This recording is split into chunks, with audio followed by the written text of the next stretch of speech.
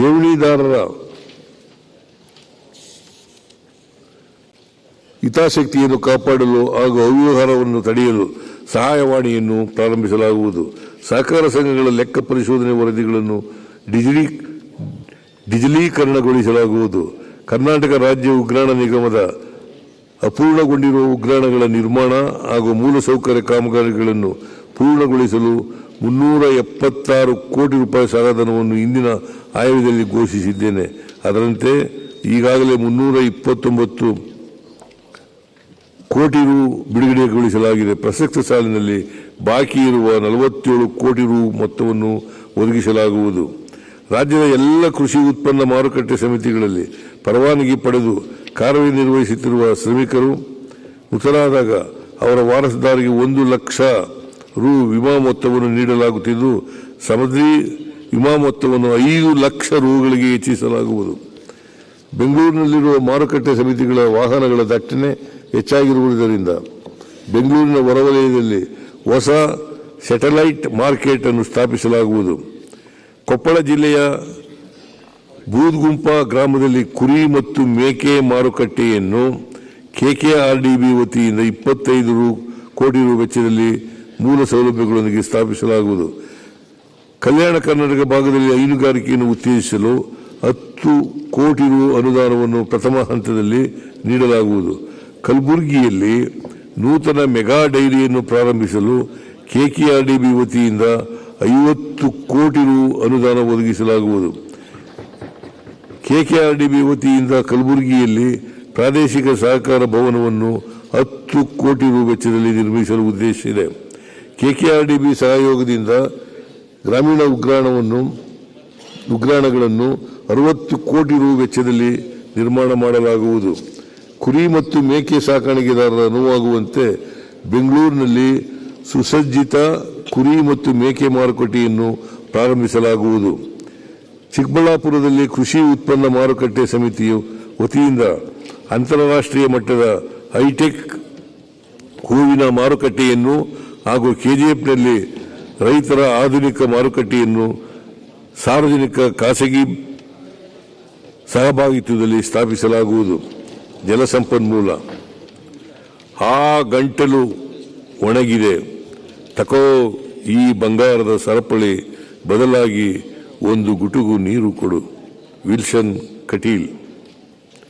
ನೀರಾವರಿ ಯೋಜನೆಗಳಲ್ಲಿನ ನೀರಿನ ಬಳಕೆಯಲ್ಲಿ ದಕ್ಷತೆ ಹೆಚ್ಚಿಸಲು ಹಾಗೂ ನೀರು ನಿರ್ವಹಣೆಯಲ್ಲಿ ಸುಧಾರಣೆ ತರುವ ನಿಟ್ಟಿನಲ್ಲಿ ಕರ್ನಾಟಕ ನೀರಾವರಿ ವಿಧೇಯಕ 2024 ತಿದ್ದುಪಡಿ ಮಾಡಿ ಜಾರಿಗೊಳಿಸಲಾಗಿದೆ. ಎತ್ತಿನಹೊಳೆ ಸಮಗ್ರ ಕುಡಿಯುವ ನೀರಿನ ಯೋಜನೆಯಡಿ ನೀರನ್ನು ಮೇಲಕ್ಕೆತ್ತಿ ಗುರುತ್ವ ಕಾಲುವೆಯ ಸರಪಳಿ 32.5 ಕಿಲೋಮೀಟರ್ ವರೆಗೆ ಹರಿಸಲಾಗಿದೆ. ಪ್ರಸಕ್ತ ಸಾಲಿನಲ್ಲಿ ಎಲ್ಲ 8 ವಿಯರ್ಗಳಲ್ಲಿ ಲಭ್ಯವಾಗುವ ನೀರನ್ನು ಗುರುತ್ವ ಕಾಲುವೆಯ ಸರಪಳಿ 241 ಕಿಲೋಮೀಟರ್ ವರೆಗೆ ಹರಿಸಲಾಗುವುದು.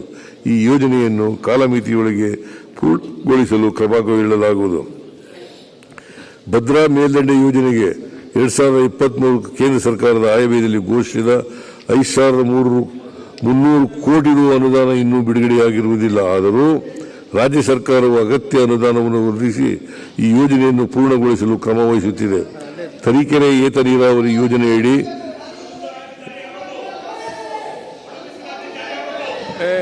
ಯಾರು ನೋಡಿ ಅವರನ್ನು ಯಾರಂತ ಹೇಳಿ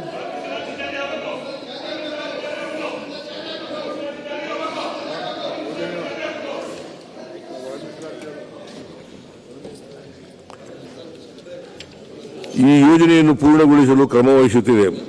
ತರೀಕೆರೆ ಏತ ನೀರಾವರಿ ಯೋಜನೆಯಡಿ 89 ಕೆರೆಗಳನ್ನು ತುಂಬಿಸುವ ಮೂಲಕ 49,790 ಎಕರೆ ಸೂಕ್ಷ್ಮ ನೀರಾವರಿ ಸಾಮರ್ಥ್ಯ ಕಲ್ಪಿಸಲಾಗಿದೆ.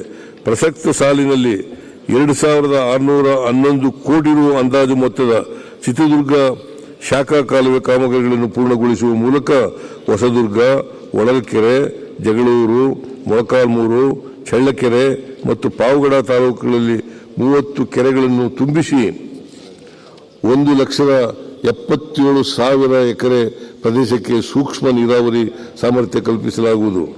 ಕೃಷ್ಣಾ ಮೇಲ್ದಂಡೆ ಯೋಜನೆ ಹಂತ 3ರ ವ್ಯಾಪ್ತಿಯ ಆಲ್ಮಟ್ಟೆ ಆಲ್ಮಟ್ಟಿ ಅಣೆಕಟ್ಟಿನ ಗೇಟನ್ನು 524.256 ಮೀಟರ್ವರೆಗೆ ಎತ್ತರಿಸಿರುವುದರಿಂದ ಮುಳುಗಡೆಯಾಗುವ ಜಮೀನುಗಳು ಒಪ್ಪಂದ ತೀರ್ಪಿನ ಕನ್ಸೆಂಟ್ ಅವಾರ್ಡ್ ಮುಖಾಂತರ ಒಂದೇ ಹಂತದಲ್ಲಿ ಭೂಸ್ವಾಧೀನಪಡಿಸಿಕೊಂಡು ರೈತರಿಗೆ ಪರಿಹಾರ ವಿತರಣೆಗಾಗಿ ಕ್ರಮ ವಹಿಸಲಾಗುವುದು. ಅಲ್ಲದೆ 2.01 ಲಕ್ಷ ಎಕರೆ ನೀರಾವರಿ ಸಾಮರ್ಥ್ಯ ಕಲ್ಪಿಸುವ ಬಾಕಿ ಕಾಮಗಾರಿಗಳನ್ನು ಅನುಷ್ಠಾನಗೊಳಿಸಲು ಕ್ರಮ ವಹಿಸಲಾಗುವುದು. ಮೇಕೆದಾಟು ಸಮತೋಲನ ಜಲಾಶಯ ಯೋಜನೆಯ ಪೂರ್ವ ಸಿದ್ಧತಾ ಕಾರ್ಯ ಅಂತಿಮಗೊಂಡಿದ್ದು, ಕೇಂದ್ರ ಸರ್ಕಾರದ ಸಕ್ಷಮ ಪ್ರಾಧಿಕಾರಿಗಳ ತಿಳುವಳಿ ದೊರೆತ ಕೂಡಲೇ ಯೋಜನೆಯನ್ನು ಅನುಷ್ಠಾನಗೊಳಿಸಲಾಗುವುದು. ಕಳಸಾ ಬಂಡೂರಿ ನಾಲಾ ತಿರುವು ಯೋಜನೆಯಡಿ 3.9 ಟಿಎಂಸಿ ನೀರಿನ ಬಳಕೆಗಾಗಿ ಕೇಂದ್ರ ಸರ್ಕಾರದಿಂದ ತಿಳುವಳಿಗಳನ್ನು ನಿರೀಕ್ಷಿಸಿ ಈಗಾಗಲೇ ಯೋಜನಾ ಕಾಮಗಾರಿಗಳನ್ನು ಕೆಲವು ಷರತ್ತುಗಳೊಂದಿಗೆ ಗುತ್ತಿಗೆ ವಹಿಸಲಾಗಿದೆ.